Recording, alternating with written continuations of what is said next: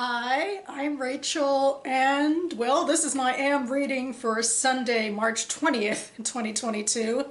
Definitely missed Friday and Saturday this time around.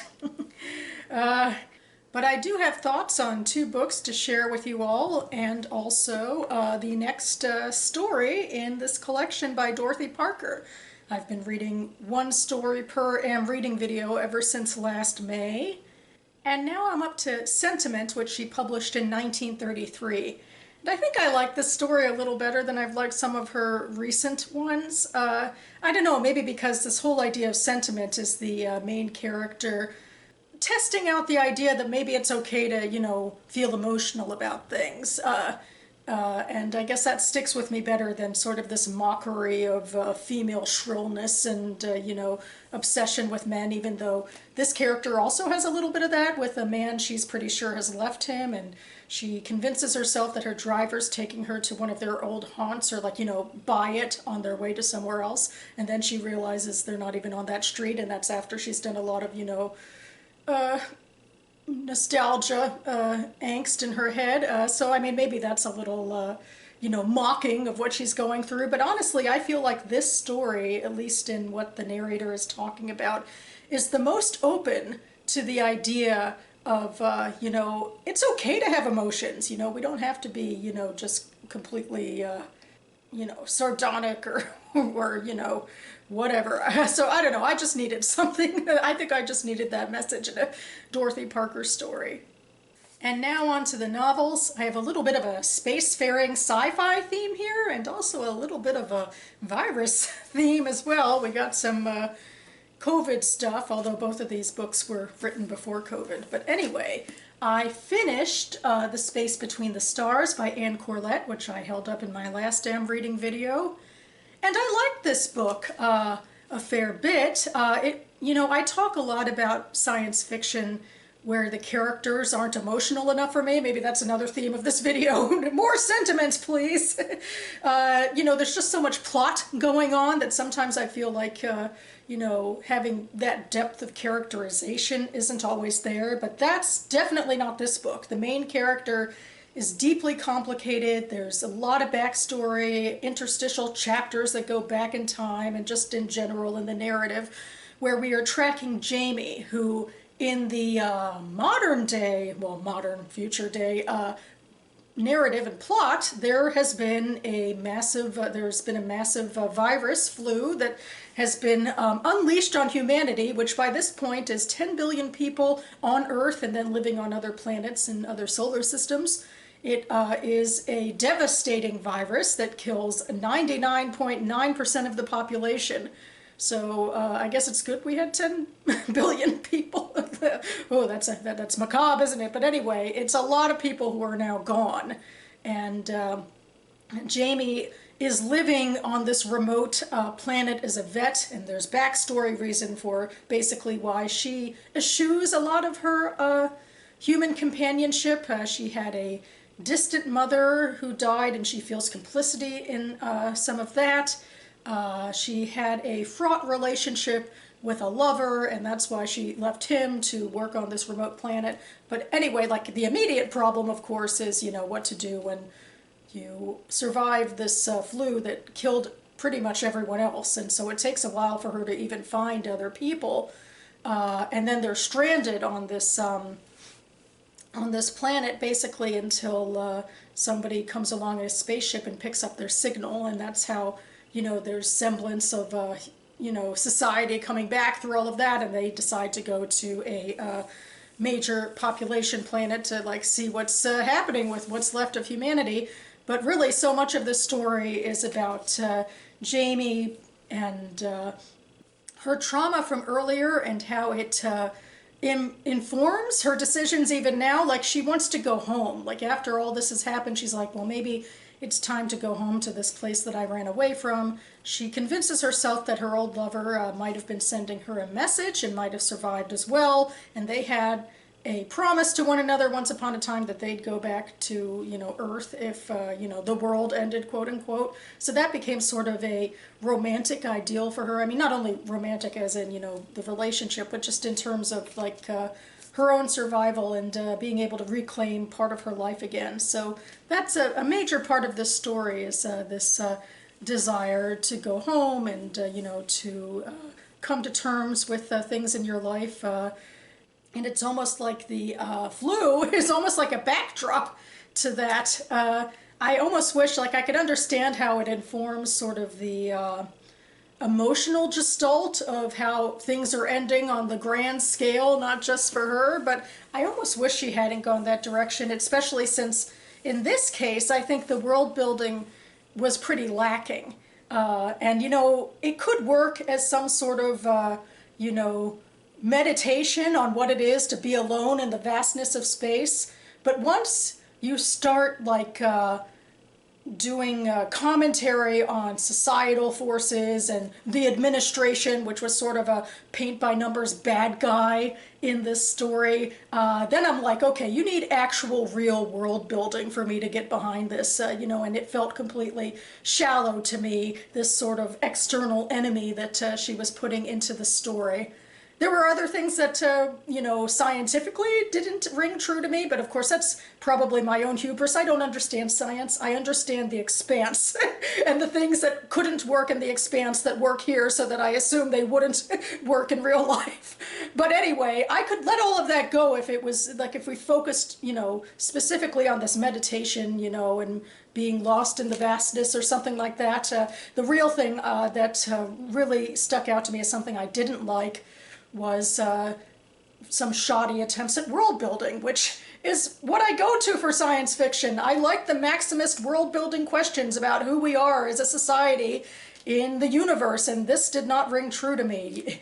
And ironically, it's the part that I find lacking in a lot of other science fiction, you know, the deep character stuff that did, but I wish it had a better, more believable story behind that part of it.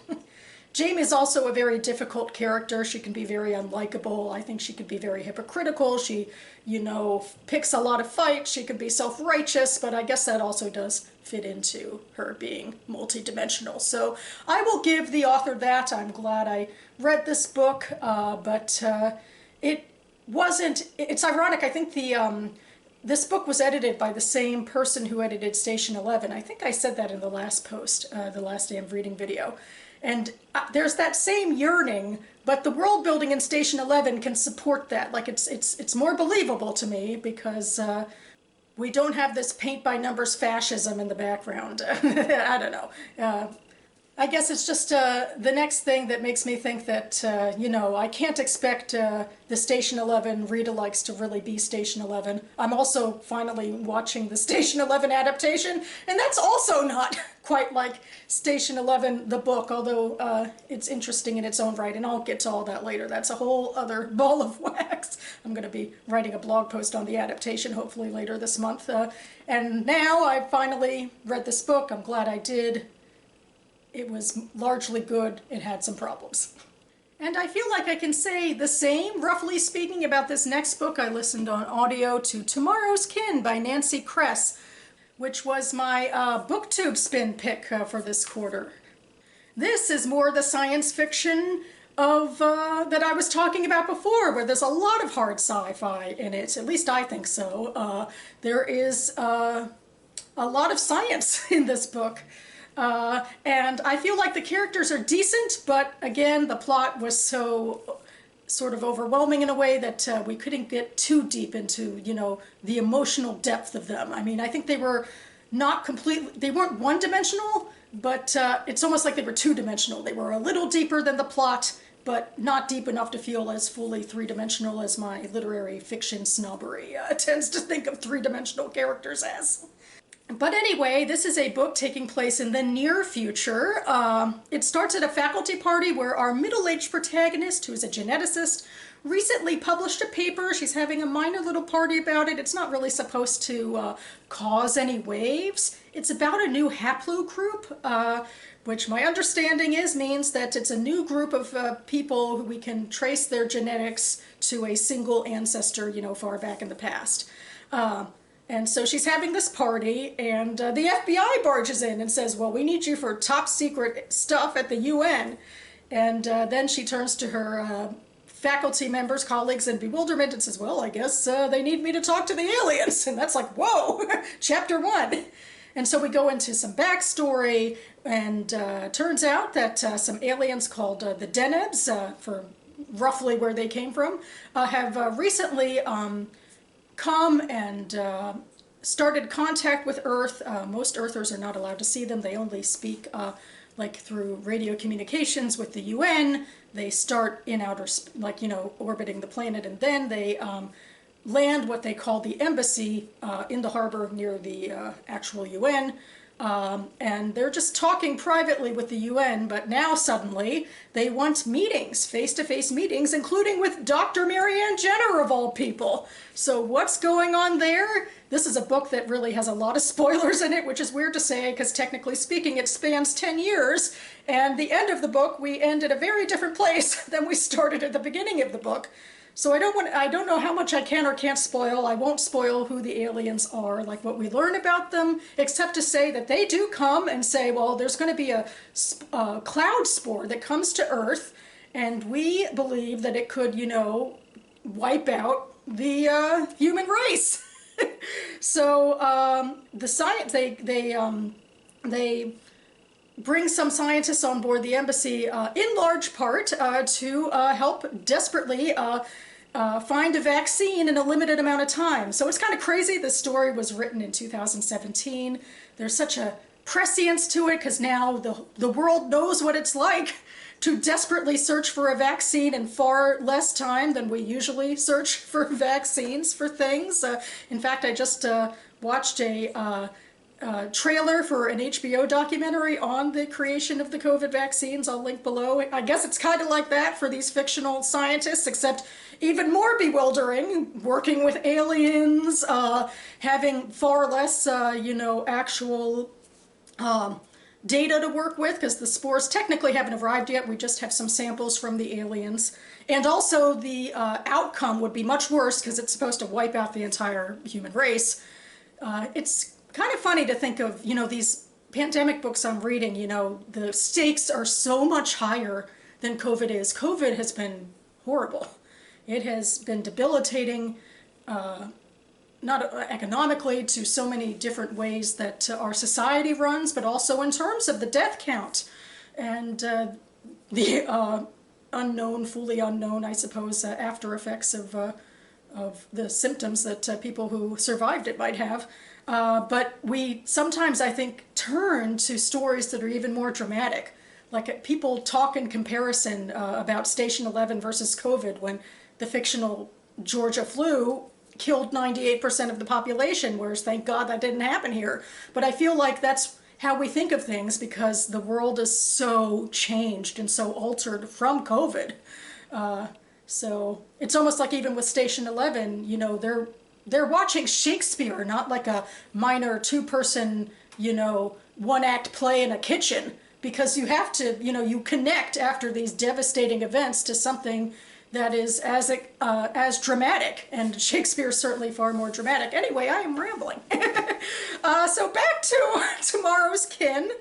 I can't spoil, because I feel like you can't go too far into the book without saying that the human race isn't killed off. Huzzah! But there are major changes because of the alien arrival. They do leave shortly after, but there are major changes because of the alien arrival and also because of the spores to ecology and the economy and to just world responses. There's acts of terrorism. There's like factions of polarized groups that, you know, build up, and that certainly feels very similar, very prescient to what actually happened in the face of COVID in the real world 3 to 5 years later after this book was written. That's all backstory. There is a family element. You know, some sci-fi readers, I think, were disappointed. They're like, there wasn't enough hard sci-fi, there wasn't enough focus on the aliens. It really, at the heart of it, is a story about a family, about Marianne Jenner and her 3 children who have very different reactions and interactions with the aliens, and also with her grandchildren, one of which is born after the spores. And it turns out that children who are born after the spores came in vitro and then afterwards interacting with them growing up they have pretty significant responses to that. Their hearing, they're either deaf or their hearing is so enhanced that they're unable to function, most of them, in society without being drugged into a stupor. Except for a couple of exceptions, including Marianne's grandson. And this does bring me to a little bit of a quibble. I do feel like maybe too many of Marianne's direct family members were involved in the plot. But I feel like I can forgive that because, I mean, too much are involved in, you know, the overarching aliens and spores plot. But I feel like I can forgive that because there's a lot of emotional payoff that comes with that. So, you know, that's what I'm here for, really. I love characters. I love when, you know, stories impact characters. And that definitely happens here. Again, I do wish there was a little more depth to some of the characters, but overall, I really liked them. I really loved the questions that were being probed.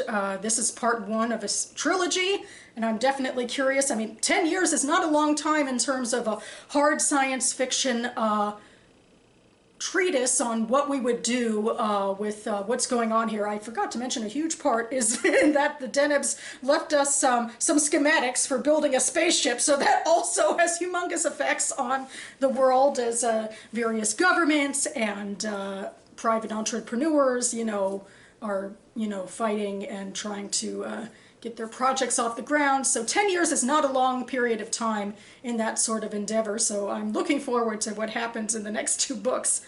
My most significant criticism would be one character. I think Marianne's assistant is a woman named Sissy. She's a little too much of the sassy black female character stereotype. Didn't work for me. Also didn't work this whole idea that Marianne, like, loved her like a daughter. I mean, if anything, first of all, Sissy was the one who did all the mothering, and I felt like, you know, that wasn't, I didn't really believe that in how it was explored. The second part of this book is, I don't know, it was a little too fleeting, and then Sissy just was not a believable character to sort of shepherd us through part two. Parts 1 and 3, I think, were stronger. Although I understand part 2, a lot of it had to do with Marianne going on the press junket to try to stir up public opinion for a government spaceship, and in fact, the opposite basically happens, and she's a pariah.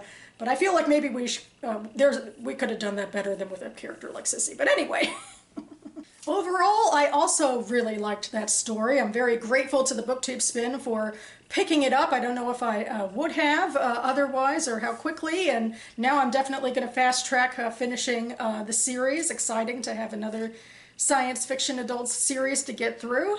So yeah. But now I shall return to the world of you know, realist literary fiction and talk about this book, which is next on the docket. This is The Love Songs of W.E. Du Bois by Honoree Franonne Jeffers.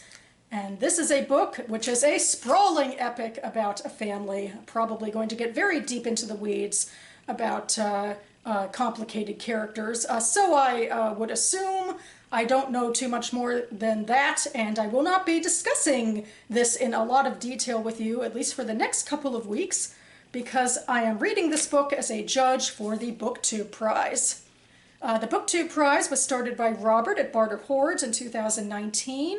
It's for members of, you know, the social media bookish community to read and judge and rank fiction, literary fiction, translated fiction, and nonfiction that was published in the US the year prior, so this is like 2021. I am judging for the octafinals on Fiction Group E.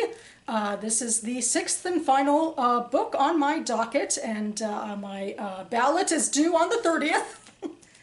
So shortly after that, and after Robert announces which books will make it to the next round, to the quarterfinals, I will be giving my thoughts on this book and the other 5. But until then, if you want to hear my preliminary thoughts about my ballot and on the BookTube Prize in general, information on that, I have links down below. So that about covers it for me now. Hoping to get this thing edited and posted quickly because I have far less of the weekend left than I usually do for an AM reading video, and plenty of stuff I want to do, from BookTube Prize reading to writing endeavors and so forth. I seem to have internet back, which thank goodness a week ago was a big frustration for me. I'd been having major connectivity problems, but thankfully Verizon did come and it seems that things are okay now. It's hard to get back to a feeling of confidence and goodwill, which again feels like a microcosm for what it's like to live through COVID, I suppose. That seems to be a major theme of this video, this whole idea of reality being interrupted, so I'm going with it. But anyway, I'll be back on this channel in the next couple of days to do a tag video, the Would You Read It Challenge, which I've been doing all this year, once a month, looking back at some of my old reading and sharing the first few paragraphs or so with all of you to see what you might think of them and what I think of them. And so my next video in that series will be about my 2018 reading, so stay tuned for that. And in the meantime, thanks so much for watching, everyone, and I'll see you next time.